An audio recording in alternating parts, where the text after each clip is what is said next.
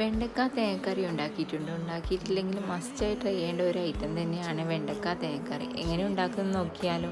Flame ഓണാക്കിയതിന് ശേഷം oil ഒഴിച്ച് oil ചൂടായതിന് ശേഷം കടുക് പൊട്ടിക്കുക.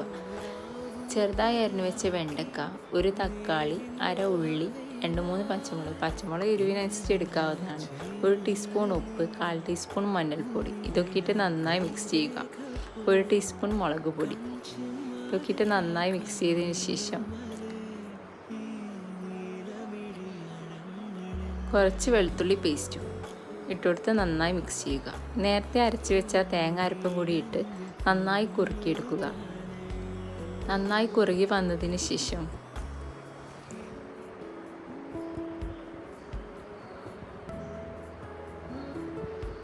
കുറച്ച് കറിവേപ്പിലും ഇട്ട് ഡെക്കറേറ്റ് ചെയ്തെടുക്കാം.